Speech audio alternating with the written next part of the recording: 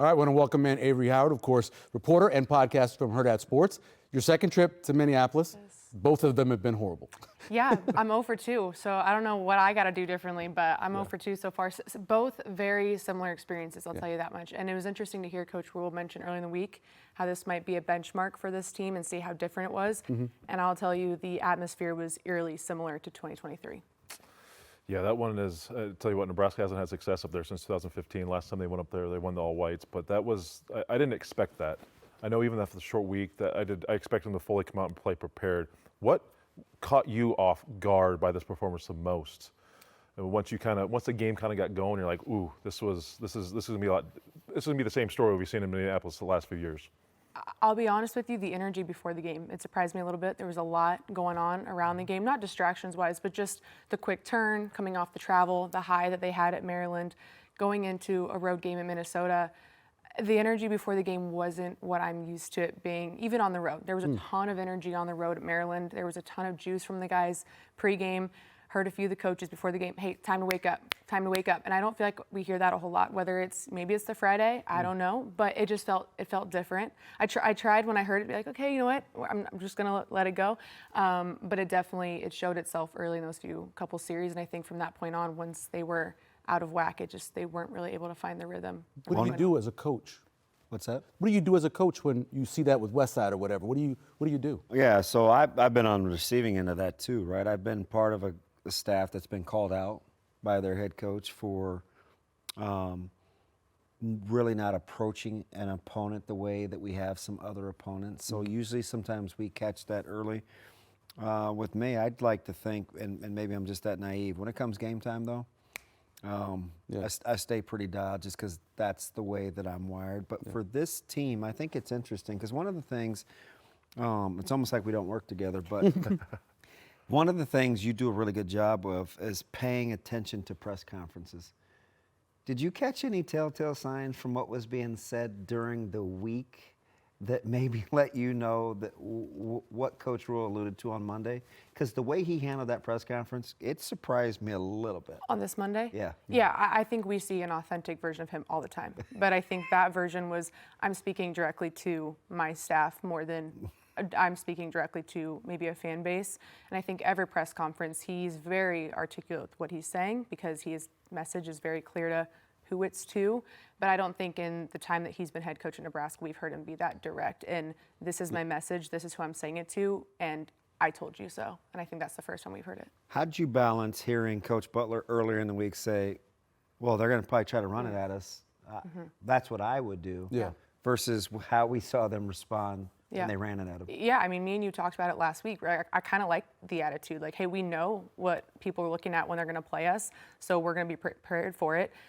It was interesting to hear him say today that he did change it a little bit. I know you guys were saying, that doesn't scare you too much, but just knowing his mannerisms and his attitude towards the game, he feels like a pretty aggressive play caller, pretty aggressive with his guys. I was a little bit caught off guard that he did change maybe how aggressive he wanted to be, considering the week before he said, I expect 5 hits on the quarterback minimum. And so for him to change things after that one big explosive play, that surprised me a little bit. But it's interesting to hear your guys' perspective that doesn't, scare you too much hearing what he had to say today. You know what? We were sitting there in that press conference after the game, and the person I thought that was the wisest was Sierra Wright.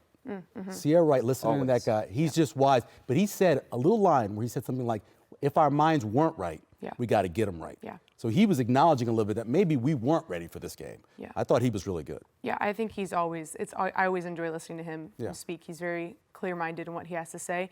And honestly, I'll give kudos to the players today who all spoke. Yep. There was no sugarcoating anything, and that can be really hard to go up there and admit publicly, hey, everyone saw what happened on the field and we had to come back and basically tell you, we didn't take things as seriously, which also surprises me a little bit. But Damon, you said this morning, Coach Rhule was taking blame for that this week because he allowed it to happen. And to hear the players today really own up and echo the message of their head coach saying, we maybe did take our foot off the gas last week, which excites me some to see what that looks like come Saturday, just knowing how this team feels right now and what last week felt like. Because I think the first step is you have to admit that we're aware that we did not do what we're supposed to do, and we got away from our process. So I'm interested to see what doubling down on that process looks like this week and how it turns out on Saturday. Yeah. It's interesting because you get a good feel. You're always at pressers and practice and whatnot.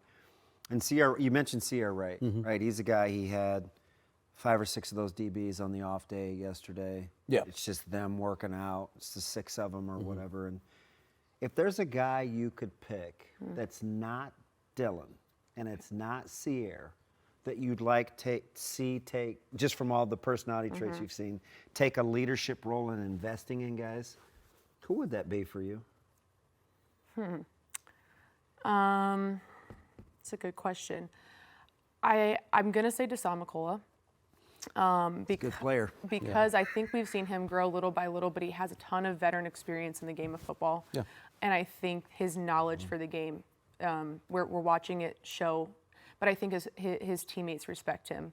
And I think that's a position group as well that has been in some high pressure situations this season. And also, we heard Watson Trent say today, when stopping the run's our focus, it kind of falls on our position group. So to see the way if he could step up a little bit more, I know he's newer to the program, but he's played a lot of college football, and I think we've seen him rise little by little, game by game. If he gets that room and his guys, from a leadership standpoint, to follow in his steps, I'd be interested to see what that looks like. UNO soccer, right? Yes. Sometimes my brain, I can't trust myself at 56 years old like I used to.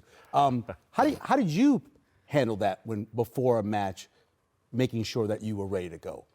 Did you ever have a situation where you felt like you needed smelling salts or somebody to kick in the butt? Yeah, for sure. First of all, music in the locker room's got to be good. That's for sure. That's right. All Chris Stapleton, yeah. But I understand from a coaching standpoint, when you hear a coach say, "Hey, the energy's got to be up before a game," sometimes it would irk you a little bit. Like, coach, like, it's there. Just like give us a second, Yeah.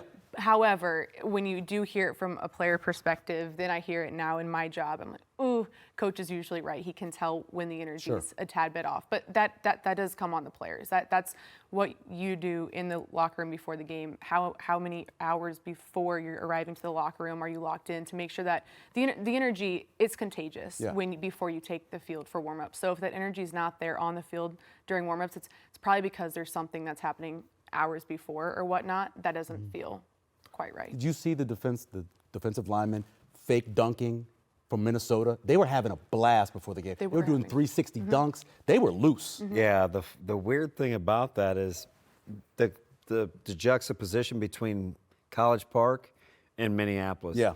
It took forever to see Maryland players take the field early for warm-up. Minnesota early. Minnesota? I mean, between the student section getting there early, cussing out Nebraska fans and the players, and Minnesota's players going through their group work, they were out there early and often. Yeah, I would agree. What do you think going forward? Okay, so Saturdays, Northwestern, get a couple back-to-back home games. What's your feel for how this team will finish?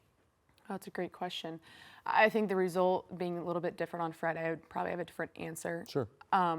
But obviously, it's the situation we're in now.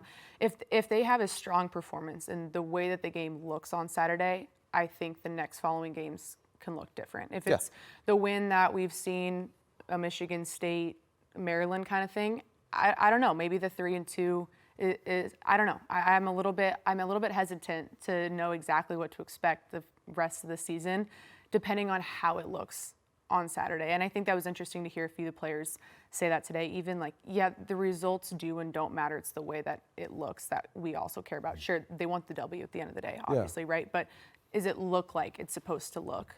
At this point, you're going to get a win no matter how you can get it. But I'll be interested to see how that impacts the rest of the season if it looks the way it's supposed to look on Saturday. The thing is, though, like those last 5 games, anything could happen. 100%. Right? We have no idea. No clue. Like if you told me they went 5-0, I would be like, ooh, that's good, but I wouldn't be shocked. And if you told me they went 1-4, 1-4, I'd be shocked. would you? Yes. Yeah. 5-0, I would not. Really? Yeah. See, I think each of them would be kind of. They're really capable. I completely agree. We all agree. I they're agree. capable. They're really capable. But I think this team's showing their age. This is a very young football team. 100%. That's At what I'm. different That's, what, spots, that's what I'm concerned about. Is, like you said, handling success, emotional maturity, and attacking it the right way. Young. That's what that concerns me the most. Is just. So there's you know, I think SC will have their full attention Sure. because what they've shown is they play up and down. Yeah. To the Play level their of competition. Iowa will have their attention. Yeah. SC will have their attention. It's everything in between that I'm kind of. They always play Iowa. I don't have to worry. Oh, I about know. that It's with a Coach 13-10 Rule, right? game. So I know. it's just going to be like. And that. going Yeah. to Penn State, obviously, there's some, right? There's And- no and- storylines need to be written about that one. So the hidden factor for that, I'll be curious what you think because you hear this all the time. I actually, and we got to get Northwestern, so hear my Yeah, heart. sure. But going to Penn State with Coach Rule, Yeah. given what this team knows versus what everybody thinks, well, actually, Yep. he could turn that into a.